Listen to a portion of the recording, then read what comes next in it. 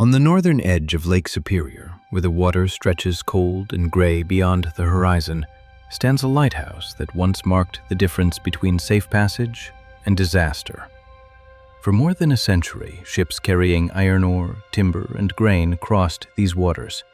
Storms could rise without warning, waves could build higher than rooftops, and in the darkness of a Superior night, there was often only one steady reference point, a single beam turning across the water.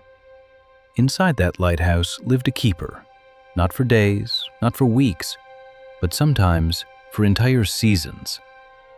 Before automation transformed maritime navigation, lighthouse keepers along the American coastline and the Great Lakes maintained these beacons by hand. They trimmed wicks, polished lenses, logged weather reports, and monitored fog signals through nights that could feel endless. The work was quiet, repetitive, relentless. By the late 20th century, most of those lights no longer required a resident keeper. Systems replaced routines, timers replaced hands. But on Lake Superior, the largest and most unforgiving of the Great Lakes, one keeper remained longer than most. This is not a story of heroism in the dramatic sense. It is a story about duty, isolation, and the slow disappearance of a profession that once stood between ships and uncertainty. To understand it, we need to step back to a shoreline shaped by water, weather, and work. Lake Superior is not an ocean, but it can feel like one. Spanning more than 31,000 square miles, it is the largest freshwater lake in the world by surface area. Its northern shores stretch into Canada. Its southern and western edges border Minnesota, Wisconsin, and Michigan's Upper Peninsula. The distances between ports can be vast. In winter, ice forms along the edges. In autumn, storms build with sudden intensity.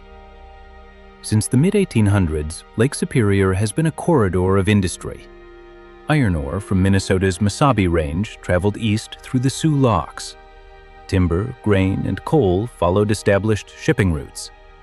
By the late 19th century, maritime traffic had increased to the point that reliable navigation became essential. Lighthouses were constructed along exposed points and rocky shoals, Split Rock Light in Minnesota, Whitefish Point in Michigan, Outer Island in Wisconsin. Each was strategically positioned where geography and shipping lanes converged. Their purpose was simple but critical: to mark danger, define channels, and provide orientation in conditions where visibility could disappear within minutes. For decades, these lights were not automated systems. They were workplaces and homes. Keepers were appointed by the U.S. Lighthouse Service and later by the Coast Guard. Many lived on site with their families. They maintained Fresnel lenses, wound clockwork mechanisms, fueled lamps, recorded weather, and monitored fog signals.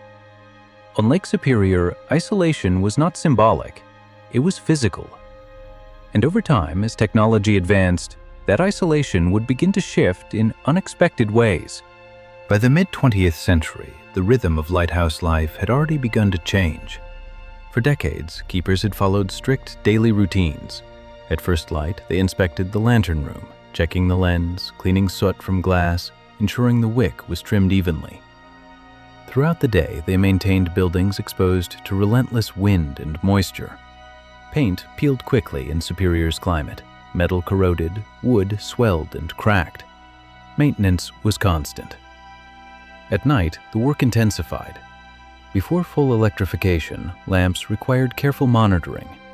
Even after electric bulbs replaced oil lamps, the lens assembly and rotation mechanisms demanded oversight. Fog signals had to be tested, weather observations logged, supplies tracked carefully. Resupply could be delayed by weather for days. On Lake Superior, storms are not seasonal inconveniences. They are structural forces.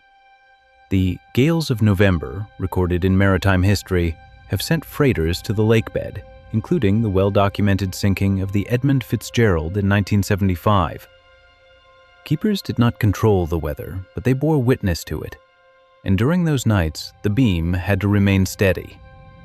By the 1960s and 1970s, however, automation systems were improving. Electric timers, remote monitoring, and solar-powered upgrades reduced the need for constant human presence. Across the United States, resident keepers were reassigned, retired, or replaced. Yet on parts of Lake Superior, certain stations remained staffed longer than most. The reasons were practical, but the implications would become personal.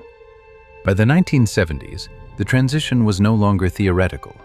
Across the United States, the Coast Guard had begun systematically automating lighthouse stations. Fresnel lenses were replaced or simplified. Rotation systems became electric. Remote monitoring reduced the need for full-time staff. Budget priorities shifted toward modern navigation technologies, radar, GPS, improved buoy systems.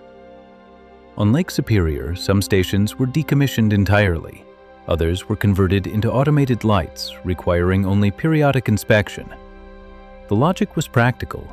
Automation reduced cost, minimized staffing needs, and eliminated the risks associated with year-round isolation in harsh conditions. But for the keepers still assigned to these stations, the change carried a quieter weight. At certain remote locations, including Whitefish Point and offshore lights such as Stannard Rock, staffing had already been reduced to minimal crews. Rotations became shorter. Replacement parts arrived more frequently. Inspectors assessed how quickly full automation could be implemented. The writing was clear. Resident lighthouse keeping was nearing its end. For one of the last keepers on Lake Superior, this meant continuing the routine while knowing it would not continue forever. The logs were still recorded, the lens was still cleaned, the light still turned each night. But beyond the lantern room windows, a different shift was underway. Not in the weather, but in policy. And when the final decision came, it would not arrive in the form of a storm. It would arrive as paperwork.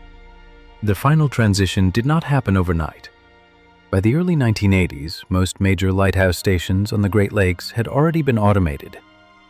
The U.S. Coast Guard, which had absorbed the former lighthouse service decades earlier, was completing the last phase of modernization. Maintenance schedules were being restructured, personnel assignments were consolidated. Remote monitoring systems were now reliable enough to operate without permanent on-site staff. At one of Lake Superior's remaining staffed stations, widely documented as among the last in the region, the resident keeper received formal notice that the light would soon operate automatically.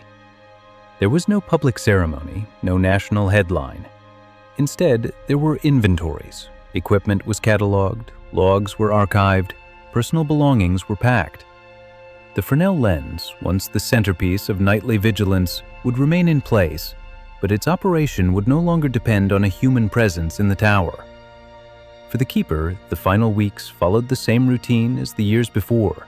Inspections at dawn, maintenance through the afternoon, weather entries logged with precision. Ships still crossed the horizon, storm fronts still moved in from the northwest. The beam still turned at dusk. Then came the last evening on duty. The light activated automatically, the mechanism held steady, and for the first time in over a century of continuous human oversight on Lake Superior's most remote stations, no one climbed the tower stairs before sunrise. The profession had not ended in drama.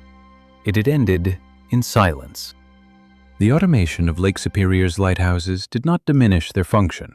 Ships continued to pass through Whitefish Bay. Ore freighters still crossed from Duluth toward the Sioux Locks.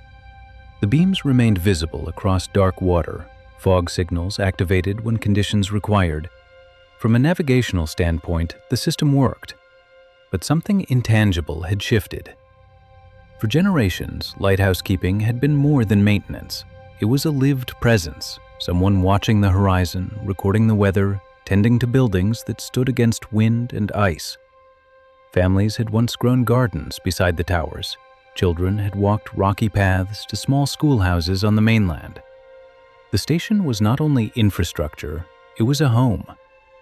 With automation, that layer of daily human life disappeared. Across the Great Lakes and along America's coasts, similar transitions unfolded. By the late 20th century, resident keepers had largely become part of maritime history. Some former stations were transferred to preservation groups. Others became museums, seasonal attractions, or private residences. A few remain active aids to navigation, quietly operating without a full-time guardian.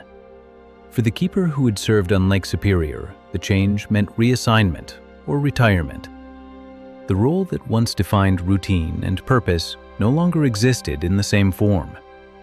And for the surrounding communities, the lighthouse remained visible, but the knowledge that someone lived inside it, tending the light through every storm, became memory rather than reality.